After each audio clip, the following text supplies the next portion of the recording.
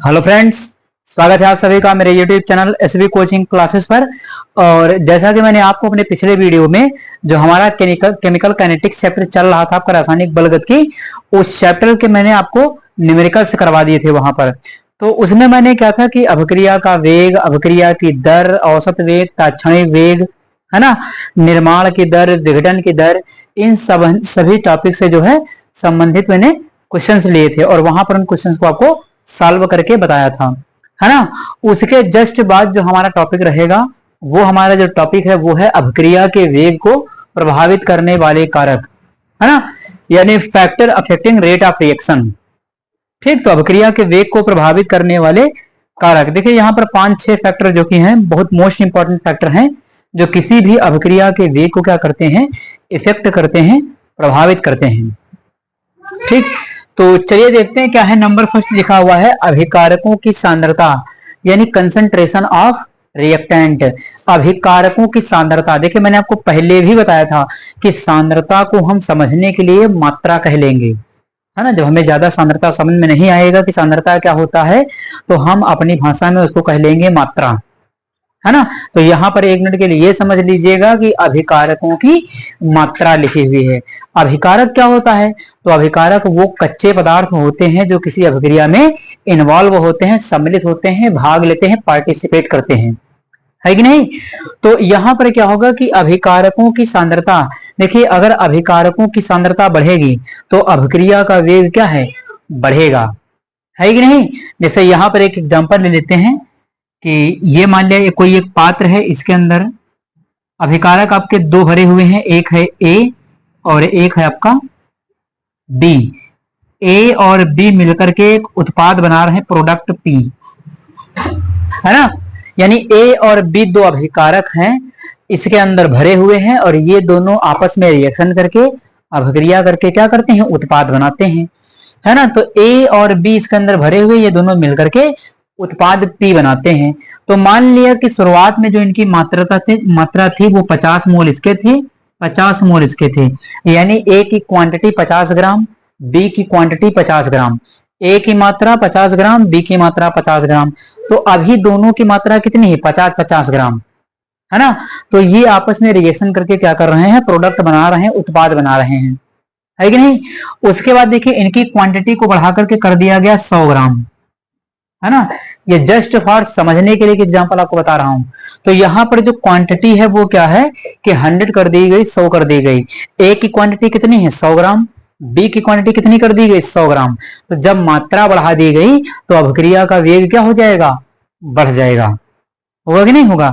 जैसे ही अभिकारकों की संख्या बढ़ जाएगी, उनकी सांद्रता, सांद्रता का मतलब समझने के लिए आप मात्रा कह सकते हैं।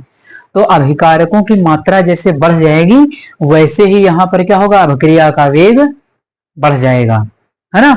एक जनरलाइज डेली लाइफ का एग्जांपल मैं आपको बता देता हूँ कि जैसे मान लिया कहीं पर लकड़ी की एक आग जल रही हो, है ना, मतलब ठंडियों का मौसम है या कोई भी मौसम हो, तो वहां पर क्या है कि लकड़ियों की एक आग जल रही हो, है ना। उसके बाद क्या है कि आप उसमें और लकड़ियां डालते जाइए तो आग की स्पीड क्या हो जाएगी, बढ़ जाएगी, है कि नहीं। आप जितना उसके अंदर लकड़ियां मिलाते जाएंगे, लकड़ियां डालते जाएंगे, तो वहां पर जो आग की क्वांटिटी है, आग की जो स्पीड है वो क्या होगी, बढ़ जाएगी, बढ़ेगी कि नहीं बढ़ेगी। तो जैसे जैसे आप उसके अंदर लकड़ियों की मात्रा बढ़ाते जाएंगे वैसे वैसे उस आग की स्पीड क्या होती जाएगी, बढ़ती जाएगी, है कि नहीं। तो ये तो एक जनरलाइज एग्जांपल था समझाने के लिए। उसी प्रकार से यहां भी है कि जैसे जैसे अभिकारकों की सांद्रता, सांद्रता का मतलब समझने के लिए मात्रा, अभिकारकों की मात्रा बढ़ेगी तो उत्पाद का निर्माण भी क्या हो जाएगा, ज्यादा होगा और अभिक्रिया उतनी ही तेजी के साथ होगी। यानी अभिक्रिया के वेग पर क्या प्रभाव पड़ेगा, अभिक्रिया के वेग पर आप जो अभिक्रिया का वेग है वो बढ़ जाएगा, है कि नहीं। जैसे एक और एग्जांपल मैं आपको लेकर के बता देता हूँ कि जैसे मान लिया आप बाइक से कहीं जा रहे हैं, है ना, किसी भी वाहन से आप सफर कर रहे हैं, तो वहां पर क्या होगा भाई, वाहन क्या आपका पेट्रोल या डीजल की सहायता से चलता है कि नहीं। तो उसमें क्या किया कि अभी आपने मान लिया 1 लीटर पेट्रोल डलवाया था, है ना। उसके बाद क्या होगा कि 1 लीटर पेट्रोल डलवाने के बाद मान लिया उसमें आपने क्वांटिटी पेट्रोल की करवा दी 5 लीटर, है ना। तो वहां पर क्या हो जाएगा, वहां पर ये होगा कि जो अभिक्रिया का वेग है वो बढ़ जाएगा। यानी आपको उतना ही निश्चिंत होकर के आप उस बाइक को चलाएंगे या उस वाहन को चलाएंगे, क्योंकि अब आपको कॉन्फिडेंस किस चीज का आ गया है, अब आपको कॉन्फिडेंस इस चीज का आ गया कि हमने इसके अंदर और अभिकारक मिला दिया है और ज्यादा पेट्रोल की क्वांटिटी को बढ़ा दिया है, तो हमारा जो वाहन है वो और अधिक चलेगा। तो ये भी जनरलाइज एक समझने के लिए एग्जांपल ले सकते हैं। तो अभिकारक की अगर मात्रा बढ़ेगी तो अभिक्रिया का वेग क्या हो जाएगा, बढ़ेगा, है कि नहीं। जो मैंने लकड़ी के जलने वाला एग्जांपल दिया है कि अब लकड़ियों की क्वांटिटी बढ़ाते जाइए, आग की स्पीड क्या होगी, उतनी बढ़ती जाएगी। ठीक उसी प्रकार से ये भी है ना। तो देखिए आगे लिखा क्या है कि अभिकारकों की सांद्रता बढ़ाने पर अभिक्रिया का वेग बढ़ जाता है, क्योंकि अभिकारक अणुओं की टक्करों की संख्या बढ़ जाती है। यानी इसके अंदर क्या होगा कि जो अभिकारक अणु है उनके टक्करों की संख्या क्या होगी, बढ़ जाएगी। देखिए यहाँ पर होता क्या है कि ए और बी आपस में मिलेगा, भाई ए है और बी है, कंबाइंड होगा, तो ए और बी कंबाइंड होकर के प्रोडक्ट पी बन रहा है, उत्पाद, है ना। तो ए और बी की क्वांटिटी बढ़ जाएगी, तो इनकी आपस में टक्कर बढ़ जाएगी। टक्कर का मतलब यहाँ पर है दोनों का मिलना, है ना। यानी ए और बी के मिलने से पी का निर्माण हो रहा है, तो ए और बी के जो मिलने की दर है वो क्या हो जाएगी, बढ़ जाएगी। जब अणुओं की संख्या बढ़ जाएगी तो ज्यादा ए और बी आपस में मिल जाएंगे, तो जब ए और बी आपस में मिल जाएंगे तुरंत उत्पाद बन जाएगा, है कि नहीं। तो जैसे इसकी सांद्रता बढ़ेगी वैसे ही अभिक्रिया का वेग बढ़ जाएगा। ठीक, चलिए सेकंड देखिए फैक्टर क्या है, लिखा हुआ है कि ताप, टेम्परेचर। देखिए ताप का अभिक्रिया के वेग पर क्या प्रभाव पड़ेगा, है ना। कोई भी अभिक्रिया हो रही हो वहां पर आप टेम्परेचर दे दीजिए उसको, तो आपको एक जो इंपॉर्टेंट बात है, इंपॉर्टेंट फैक्ट है, ये तो बिल्कुल जनरलाइज बात है जो आपको पता होगी कि कहीं पर भी अगर टेम्परेचर बढ़ाते हैं, तापमान बढ़ाते हैं, तो अणुओं की जो गतिज ऊर्जा होती है तापमान बढ़ाने से गतिज ऊर्जा बढ़ जाती है। गतिज ऊर्जा क्या होती है, तो गति करने के लिए आवश्यक ऊर्जा, है कि नहीं। तो वहां पर क्या होगा कि गतिज ऊर्जा बढ़ जाएगी, और जब गतिज ऊर्जा बढ़ जाएगी तो ए और बी के अणु जितनी जल्दी जल्दी गति करेंगे उतनी जल्दी जल्दी आपस में मिलेंगे, है कि नहीं। जितनी जल्दी जल्दी ए और बी आपस में मिलेंगे उतनी जल्दी पी बनेगा। तो वहां पर क्या होगा, उनकी गतिज ऊर्जा बढ़ जाएगी, तो जब गतिज ऊर्जा बढ़ जाएगी तो उनके मिलने की दर बढ़ जाएगी, और जब मिलने की दर बढ़ जाएगी तो उत्पाद का निर्माण ज्यादा होगा। तो इससे हम क्या कहेंगे कि वहां पर भी अभिक्रिया का वेग बढ़ जाएगा, क्योंकि जब अणुओं की गतिज ऊर्जा बढ़ेगी तो अभिक्रिया की दर भी बढ़ जाएगी। एक जनरलाइज एग्जांपल मैं आपको बताता हूं कि जैसे आप क्या करिए, एक बर्तन में पानी ले लीजिए, है ना। अब उसको क्या करिए कि आप उसको गर्म करना चालू कीजिए, है ना। तो वहां पर क्या है कि जब आप उसको शुरुआत में गर्म करना चालू करेंगे तो उसके अंदर भाप थोड़ा सा कम बनेगी। आप उसको गर्म करते जाइए, उष्मा देते जाइए, देते जाइए, देते जाइए, तो पानी के अणुओं की गतिज ऊर्जा क्या है, बढ़ जाएगी। और जब गतिज ऊर्जा बढ़ जाएगी तो उतनी ही तेजी के साथ पानी के अणु भाप बन करके उड़ना चालू कर देंगे। आप जितना टेम्परेचर बढ़ाते जाएंगे उतनी ही तेजी के साथ पानी उबलना चालू हो जाएगा, और जैसे जैसे टेम्परेचर बढ़ता जाएगा वैसे वैसे वो जो पानी के अणु हैं वो भाप बनकर के वायुमंडल में उड़ने लगेंगे। तो वहां पर भी उनकी स्पीड क्या है, उड़ने की स्पीड बढ़ जाएगी, है कि नहीं। क्यों बढ़ गई, क्योंकि उनके अंदर पानी के अणुओं की गतिज ऊर्जा बढ़ गई, है ना। तो गतिज ऊर्जा बढ़ने की वजह से अभिक्रिया का वेग क्या हो जाएगा, बढ़ जाएगा। देखिए यहां पर लिखा हुआ है कि ताप बढ़ाने पर अभिकारक अणुओं की गतिज ऊर्जा बढ़ जाती है, जिसके कारण अभिकारक अणुओं में प्रभावी टक्करों की संख्या बढ़ जाती है। यानी यहां पर क्या होता है कि प्रभावी टक्कर, अब ये प्रभावी टक्कर क्या होती है, तो प्रभावी टक्कर का मतलब यह है कि जिस टक्कर से उत्पाद का निर्माण होता है ना। ए और बी, है ना, जिस टक्कर में मिलकर के उत्पाद का निर्माण करते हैं तो वो प्रभावी टक्कर के, जिससे ए और बी की स्पीड बढ़ जाए और वो जल्दी जल्दी मिले और जल्दी जल्दी उत्पाद बन जाए, है ना। तो प्रभावी टक्कर वो होती है जिसके फलस्वरूप उत्पाद का निर्माण होता है कि नहीं। तो ये यहां पर कह रहा था टेम्परेचर यानी तापमान के बढ़ाएंगे तो गतिज अणुओं की गतिज ऊर्जा बढ़ जाएगी, जिससे क्या होगा, उत्पाद का निर्माण बढ़ जाएगा और अभिक्रिया का वेग बढ़ जाएगा, है ना। तो ये है आपकी अभिकारकों की सांद्रता और ताप। आप इन दोनों का स्क्रीनशॉट ले लीजिए, फिर मैं आपसे डिस्कशन करता हूं अगले फैक्टर्स पर। तो चलिए देखते हैं फैक्टर नंबर जो थर्ड है आपका, वो है कैटलिस्ट यानी उत्प्रेरक, है ना। उत्प्रेरक, देखिए नाम से पता चल रहा है उत्प्रेरक। प्रेरक का मतलब क्या होता है, प्रेरणा देने वाला, है ना। तो देखिए उत्प्रेरक क्या होता है, कैटलिस्ट। देखिए कैटलिस्ट जो उत्प्रेरक है वो क्या होता है कि उत्प्रेरक वो होता है जो किसी भी रासायनिक अभिक्रिया के वेग को क्या करता है, या तो बढ़ा देता है या तो घटा देता है। यानी उत्प्रेरक क्या काम करता है कि उत्प्रेरक किसी भी रासायनिक अभिक्रिया के वेग को या तो बढ़ा देता है या तो घटा देता है ना। तो इसकी परिभाषा में ये लिखा होता है कि उत्प्रेरक किसी रासायनिक अभिक्रिया के वेग को परिवर्तित कर देता है। तो परिवर्तित करने में दोनों बातें आ जाती हैं, या तो परिवर्तित का मतलब क्या है, या तो परिवर्तित होने में बढ़ जाएगा वेग, या तो परिवर्तित करने में घट जाएगा। भाई ये तो बढ़ जाएगा या तो घट जाएगा। तो ये दोनों बातें किसमें इंक्लूड हैं, ये दोनों इंक्लूड है परिवर्तन में, है ना। कहीं पर परिवर्तन होता तो क्या होता है, या तो चीज बढ़ रही होगी या तो चीज घट रही होगी, है कि नहीं। तो किसी अभिक्रिया के वेग को परिवर्तित कर देता है। तो यहां पर क्या है कि उत्प्रेरक जो है या तो किसी अभिक्रिया का वेग घटा देगा या तो बढ़ा देगा। अगर उत्प्रेरक ने अभिक्रिया का वेग बढ़ा दिया तो उसे कहते हैं धनात्मक उत्प्रेरक, है ना। अगर उत्प्रेरक ने अभिक्रिया का वेग घटा दिया तो उसे कहते हैं ऋणात्मक उत्प्रेरक, है ना। और इस प्रक्रिया को क्या कहते हैं, तो अगर धनात्मक के केस की बात की जा रही है तो उसे कहेंगे धनात्मक उत्प्रेरण। अगर ऋणात्मक के केस में बात है तो उसे कहेंगे ऋणात्मक उत्प्रेरण, है ना। तो उत्प्रेरक क्या करता है कि जो किसी अभिक्रिया के वेग को या तो बढ़ा दे या तो घटा दे। जो अभिक्रिया के वेग को बढ़ा देगा उसे हम कहेंगे धनात्मक उत्प्रेरक, जो अभिक्रिया के वेग को घटा देगा उसे हम क्या कहेंगे, ऋणात्मक उत्प्रेरक, है ना। तो ये होगी प्रेरक की बात। अब एक जनरलाइज एग्जांपल मैं आपको बता देता हूं। जैसे मैंने अभी आपको बताया कि कहीं पर क्या हो कि आग जल रही हो, है ना, कहीं पर क्या हो कि आग जल रही हो, बर्न हो रही हो, जल रही हो। वहां पर क्या करिए आप कि उसके अंदर, उस आग के अंदर, वहां पर यदि आप पानी डालते हैं तो वहां पर क्या होगा कि आग बुझने लगेगी। तो पानी ने क्या किया, आग के लिए ऋणात्मक उत्प्रेरक का काम किया। उसकी गति को क्या कर देगी, डाउन कर देगी, उसको बुझाने का काम करेगी। तो आग के लिए पानी क्या काम कर रहा है, ऋणात्मक उत्प्रेरक का काम कर रहा है कि नहीं।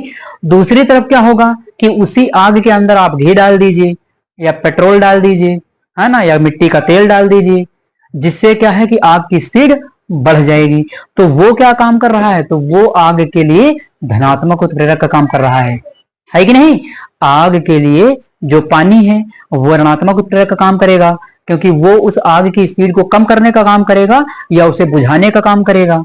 तो वो ऋणात्मक उत्प्रेरक हो गया, है कि नहीं। और पेट्रोल हो गया, डीजल हो गया या घी हो गया, है ना, जिससे आग की स्पीड बढ़ेगी, तो वो क्या है, वो है आपके धनात्मक उत्प्रेरक, है ना। तो जो अभिक्रिया के वेग को बढ़ा देगा वो धनात्मक उत्प्रेरक है, जो अभिक्रिया के वेग को घटा देगा वो ऋणात्मक उत्प्रेरक है कि नहीं।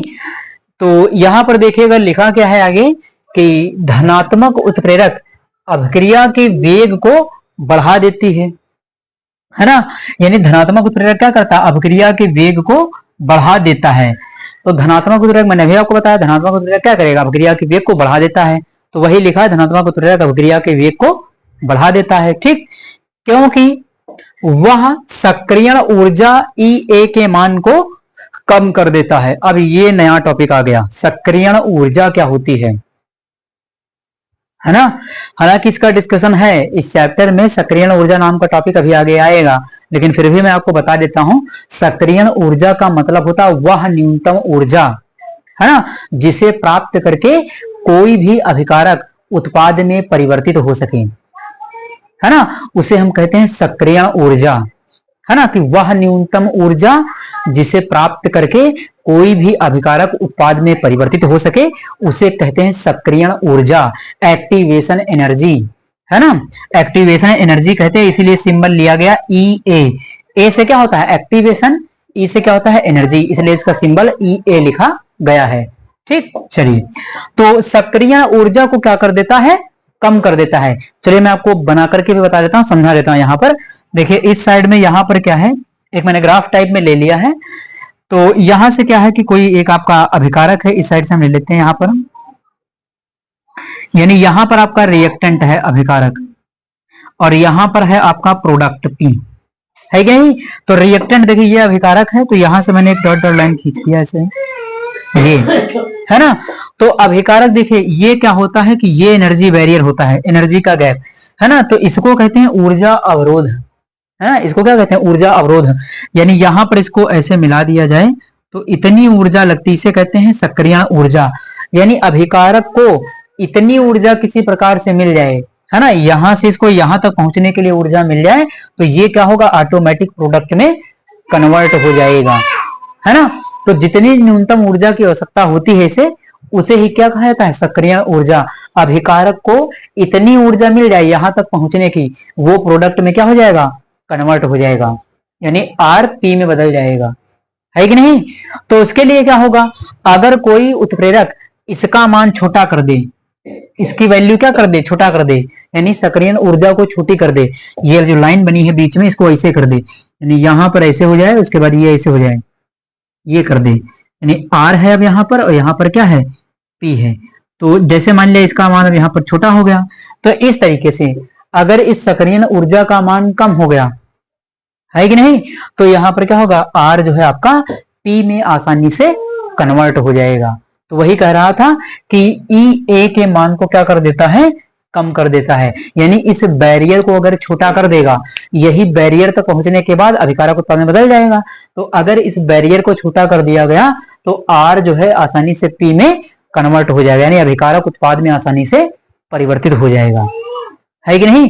जैसे मान लिया कि क्या है, आपको स्कूल से भागना है ना, तो भागने में क्या है, भागने में आपको ये है कि वहां पर क्या है कि जो आपके ऊपर बाउंडेशन लगे हुए हैं, वहां पर मान लो चपरासी वगैरह जो रोकने के लिए आपको लगे हैं, उनको हटा दिया जाए, तो आपको भागने में क्या हो जाएगी, स्कूल से आसानी हो जाएगी, है कि नहीं। तो यही कह रहा है कि यहाँ पर क्या है कि इसको, इसका मान जो है कम कर दिया जाए, जैसे वहां पर की जो देख रेख करने वाले लोग हैं उनको हटा दिया जाए, और आप भागना चाहें तो वहां से आसानी से भाग सकते हैं, है कि नहीं। वहीं पर क्या होगा कि अगर देख रेख करने वालों की संख्या को बढ़ा दिया गया, है ना, तो भागना आपका क्या हो जाएगा, उतना ही मुश्किल हो जाएगा। तो वहां पर क्या है, सेम टू सेम आपका बिल्कुल इसमें लगने वाला ये केस हो गया। ये तो जनरलाइज एग्जांपल मैंने आपको बता दिया, ठीक। तो ई ए के मान को क्या कर देता है, कम कर देता है, जबकि ऋणात्मक उत्प्रेरक अभिक्रिया के वेग को घटा देता है। ऋणात्मक उत्प्रेरक क्या करेगा, अभिक्रिया के वेग को घटा देगा। अभी मैंने बताया आग में पानी डाल दीजिए, तो पानी क्या करेगा आपके लिए, ऋणात्मक उत्प्रेरक का काम करेगा, बुझा देगा उसको, उसकी स्पीड को कम कर देगा, है कि नहीं। क्योंकि वह ई ए यानी सक्रियण ऊर्जा के मान को क्या कर देता है, बढ़ा देता है, यानी एनर्जी बैरियर को क्या कर देगा, बढ़ा देगा। देखिए जैसे ये है, यहां पर मैंने ले लिया इसको, है ना, तो ये देखिए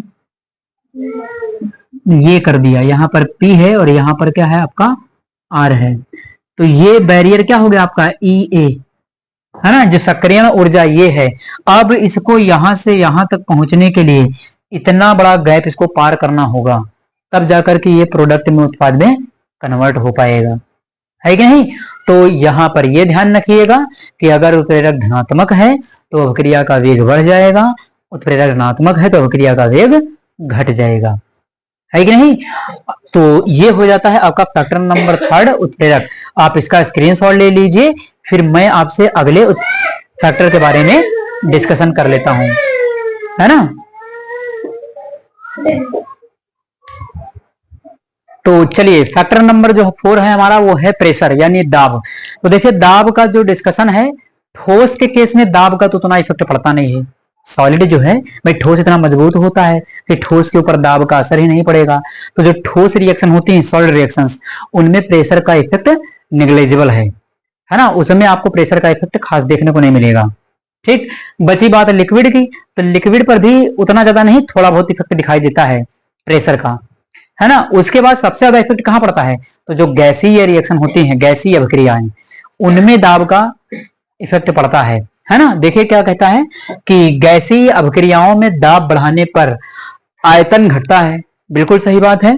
और अभिक्रिया, हाँ, और अभिकारक, यहां पर क्या होगा, अभिकारक अणुओं की सांद्रता बढ़ती है, जिससे क्या होगा, अभिक्रिया का वेग बढ़ता है ना। जैसे यहां पर देखिएगा कि ये क्या है, एक मान लिया कोई छोटा सा पात्र है, तो इसके अंदर क्या होगा कि यहां पर आपने प्रेशर लगाया, इसके अंदर दाब, है ना, पूरे मॉलिक्यूल्स इसके अंदर थे, तो यहां पर आपने क्या किया कि ऊपर से इसके ऊपर प्रेशर अप्लाई कर दिया यहां से, है ना, या कोई पिस्टन वगैरह लगा करके इसके अंदर दाब लगाया, तो यहां पर क्या हो जाएगा, जब इसके अंदर आप दाब लगाएंगे, मान लिया यहां तक आपने प्रेशर लगाया इसके अंदर, तो सारे अणु कहां हो जाएंगे, यहां पर, है ना, इस जगह पर हो जाएंगे, यानी अब क्या है कि जब प्रेशर लगाएंगे उसके ऊपर तो एक जगह पर अणुओं की संख्या क्या हो जाएगी, ज्यादा हो जाएगी। और जब अणुओं की संख्या ज्यादा हो जाएगी तो उनमें प्रभावित टक्करों की संख्या ज्यादा हो जाएगी, और प्रभावित टक्करों की संख्या ज्यादा हो जाएगी तो वहां पर क्या होगा, अभिक्रिया का वेग बढ़ जाएगा, है ना। क्योंकि अणुओं की संख्या या अणुओं की सांद्रता बढ़ जाएगी, और जैसे ही अणुओं की सांद्रता बढ़ेगी वहां पर अभिक्रिया का वेग क्या हो जाएगा, बढ़ जाएगा। लेकिन किस अभिक्रिया के लिए, तो गैसीय अभिक्रिया के लिए। सभी अभिक्रियाओं के लिए नहीं, ठोस द्रव वाले में उतना इफेक्ट नहीं, ठोस में तो बिल्कुल नहीं मिलता है, द्रव में है तो हल्का फुल्का मिल सकता है, लेकिन सबसे ज्यादा देखने को मिलेगा वो गैसीय अभिक्रियाओं में मिलेगा। इसलिए लिखा हुआ है यहाँ पर गैसीय अभिक्रियाओं में, है ना। गैसीय अभिक्रिया कौन सी होती है, आपकी जिसमें सभी अभिकारक और उत्पाद क्या हो आपके गैसीय अवस्था में। जैसे अमोनिया का निर्माण, nitrogen gas, hydrogen gas, ammonia gas, तो सब गैस गैस, तो सब गैस गैस, तो उस रिएक्शन में आप ये एग्जाम्पल लिख सकते हैं, है कि नहीं। तो ये हो जाएगा आपका प्रेशर का इफेक्ट, है ना। उसके बाद देखिए क्या लिखा है, सतह क्षेत्रफल।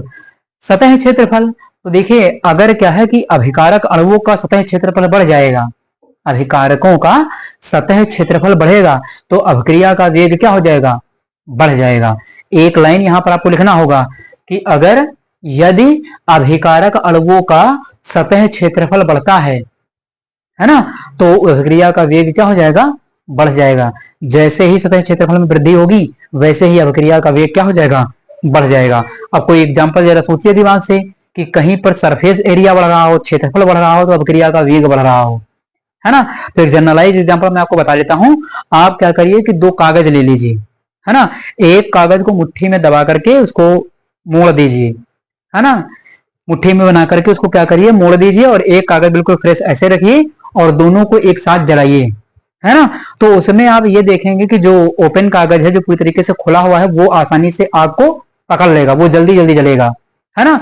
इन कंपैरिजन में वो कि जो आपका मुड़ा हुआ था उसकी तुलना में, तो उन दोनों में क्या हुआ, उसका सरफेस एरिया ज्यादा है ना। उसकी जो सतह है खुले हुए कागज की सरफेस एरिया ज्यादा है, इसलिए वो आग को आसानी से पकड़ेगा, है कि नहीं, वो जल्दी जल जाएगा, उसमें अभिक्रिया बढ़ जाएगी। और जो मुड़ा हुआ कागज था, गुंजेटा हुआ कागज था, वो क्या है बिल्कुल धीरे धीरे जलेगा, क्योंकि वहां पर उसका क्या सरफेस एरिया कम है। तो सरफेस एरिया कम होने की वजह से वहां पर जो आग पकड़ने की स्पीड है वो कम हो जाएगी, है ना। और जो प्लेन आपका कागज है खुला हुआ, वो बहुत तेजी के साथ जल जाएगा। फिर बोतल के अंदर पेट्रोल रखिए, उसको जलाइए, तो वहां पर वो क्या है कि थोड़ा कम स्पीड से जलेगा, और वही पेट्रोल आप बिखरा दीजिए, फैला दीजिए, तब उसको जलाइए, देखिए कितनी तेजी के साथ जलता है वो, है कि नहीं। तो यहां पर अंतर किस चीज का है, यहां पर अंतर है सरफेस एरिया का, यानी सतह जितनी उसकी फैली हुई है उतनी ही तेजी के साथ अभिक्रिया होगी, उतनी ही तेजी के साथ वो जलेगा, है ना। और सरफेस एरिया जितना कम होगा उसका वेग उतना ही कम होगा। मैंने आपको दो एग्जांपल बताए, कागज वाला भी एग्जांपल बताया और ये पेट्रोल डीजल वाला भी एग्जांपल बता दिया, है ना। तो एक लाइन आप लिख लीजिएगा कि अभिकारकों का सतह क्षेत्रफल बढ़ने पर अभिक्रिया का वेग क्या होता है, बढ़ जाता है ना। तो आप इन दोनों का स्क्रीनशॉट ले लीजिए, फिर मैं अगले फैक्टर पर डिस्कशन कर लेता हूं आपसे। चलिए अब हम अगले फैक्टर को आपको बता देते हैं।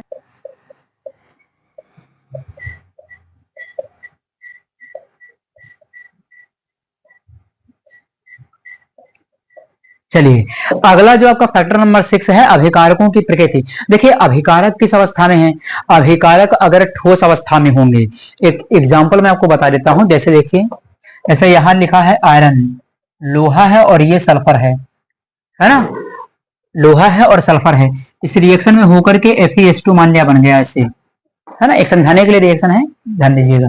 तो ये सॉलिड है, ये सॉलिड है और ये भी सॉलिड है, आयरन सल्फाइड, एक समझाने के लिए रिएक्शन है, ठीक।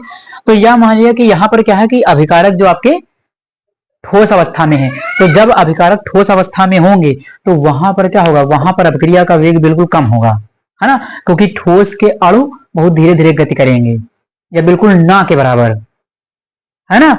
रिएक्शन तो होगी, गति तो होगी, लेकिन बहुत धीरे धीरे, क्योंकि ठोस के अणुओं के मध्य आकर्षण बल बहुत होगा, वो टूटेंगे ही नहीं इतनी जल्दी, तो रिएक्शन कहां से हो जाएगी, है कि नहीं।